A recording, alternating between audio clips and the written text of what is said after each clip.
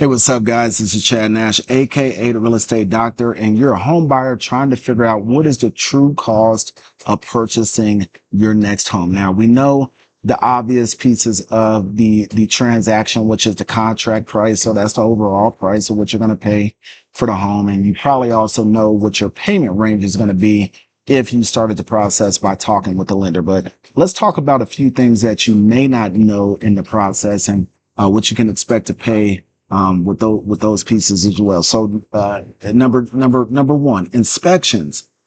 I would never tell a buyer to waive an inspection. So just make sure that you're gonna be forking out an inspection up front. Typically, inspections cost between about $600 to $1,000, depending on what kind of inspections you want to get in the property size of the home itself. Number two, appraisal. You're going to have to pay for the appraisal of the home. Again, this is to protect you. You want to make sure, well, it's also to protect the lender as well, but you want to make sure that you're not paying overvalue on a home. So you want to get an appraisal out there so that all parties know the true value of the home and that you're not overpaying. Hopefully you're walking into some equity at closing.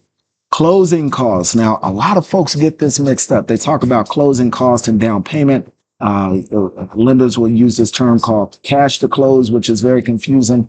So I'm going to cover those three kind of as a trio here. So closing costs, these are administrative costs to transact the home purchase outside of your loan. So this is not part of your home price. Technically, it's not part of your home price. It's not part of your home valuation.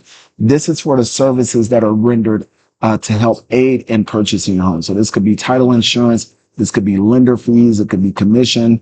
It can be, if you got a survey, again, the appraisal, anything of that sort, that's within the closing costs.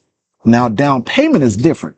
Down payment is the actual money you bring upfront to go towards the loan within your home. So let's say your lender says you're paying 3.5 or 5% or 10% upfront on your loan. That is what your down payment is. Now, lenders will use a term called cash to close, where they combine those two, what your closing cost and down payment, and they'll tell you what the cash to close will be. I think that's pretty simple. It makes it less confusing, but you want to make sure you understand both of those. And last but not least, now we've always said that sellers will typically pay for the commissions, the buyer agent commission, but that's not the law. So it's not to be expected. Just understand that buyer's agents do not work for free. Now, a good buyer's agent will typically be able to negotiate their commission with the seller's agent or with the seller themselves and get paid out of their commission. But if they're not able to get that commission negotiated, the buyers are typically on the hook to pay that commission for their buyer's agent. So understand that up front, how your buyer's agent arranges that with you, what goes into the buyer's agency agreement, and then any concessions.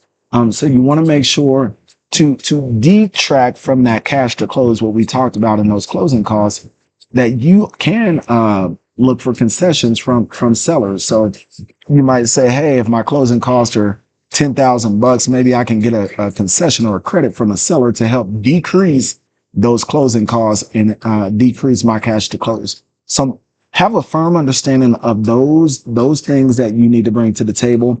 It's not just about the contract price. It's not just about your payment. All right, guys, if you have any additional questions about the home buying process, feel free to reach out and let me know. Happy to chat. Until then, I hope you guys are well, and we will talk soon.